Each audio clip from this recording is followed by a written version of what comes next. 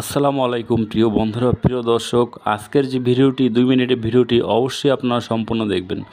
তো ভিডিওতে দেখতে পাচ্ছেন আপনারা দোতলা একটি বাস বাম পাশ থেকে যাওয়ার জন্য সে রাস্তাটা কাটা ছিল বিধায় বালুতে ফেসে যায় মানে গাড়িটা আর উঠতে পারে না।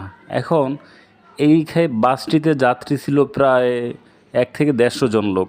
এখন বাসটি যদি আল্লাহ না করুক যদি কোনো ক্রমে যদি উল্টে যেত বা পড়ে যেত তাহলে কোনো হতাহত বা নিহত হওয়ার ঘটনা ঘটতো। এখন কথা হচ্ছে যে আমরা যারা বাইক চালাই, আমরা শুধু বাইকই কি অ্যাক্সিডেন্ট করে, বড় বড় গাড়ি কি ওনারা কি অ্যাক্সিডেন্ট করে না? এই যে আপনারা দেখতে পাচ্ছেন দোতলা বাস, এই দোতলা বাসটি কিভাবে বালুর সাথে ফেসে গেছে একদম। মানে এই রাস্তাটা বাম পাশ দিয়ে কেটেছিল, কিসের জন্য সিটি কর্পোরেশন জানি না, কিন্তু বালু দিয়ে দিয়েছে। এখন ওই বাসটা, এত বড় একটা বাস বাম থেকে যাওয়ার জন্য সে যাচ্ছিল, ওই সময়ে আর কি ফেসে যায়। দুর্ভাগ্যবশত যদি বাসটি উল্টে যেত তাহলে তো মনে করেন অনেক একটি ঘটনা ঘটে যেত বা একটি নিউজ পত্রিকা চলে আসতো যে অমুকজন মারা গেছে, অমুকজন হতাহত হয়েছে।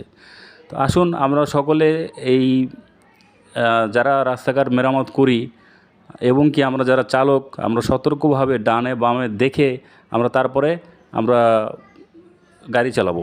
আর যারা রাস্তার কাজ করে থাকেন তাদের কাছে অনুরোধ, আপনারা এমনভাবে রাস্তা মেরামত করবেন যাতে যানবাহন বা পরিবহন যে আছে যে গাড়িগুলো, সেগুলো যেন যাতায়াত করতে সুবিধা হয়, কোনো সমস্যা যেন না হয়, এদিকে আপনারা একটু খেয়াল রাখবেন।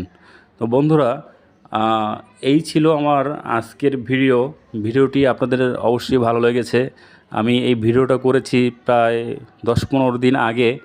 মোবাইলে রয়ে গিয়েছিল, অসুস্থতার কারণে আমি ভিডিওটা ছাড়তে পারিনি, এমনকি আমার মনে ছিল না। তাই আজকে আমি ভিডিওটা আপনাদের মাঝে তুলে ধরলাম। এখন বন্ধুরা, আপনারা আমার চ্যানেলটি একটু দয়া করে বেশি বেশি শেয়ার করবেন, লাইক করবেন। আর আপনাদের যা বাইক সম্বন্ধে, যানবাহন সম্বন্ধে যা যা জানার ইচ্ছা আমাকে কমেন্ট করবেন, আমি সাথে সাথে আপনাদের রিপ্লাই দেব। তো বন্ধুরা, আর কথা বাড়াতে চাচ্ছি না। এই ছিল আমার আজকের ভিডিও। ধন্যবাদ সবাইকে। সবাই ভালো থাকবেন। আসসালামু আলাইকুম।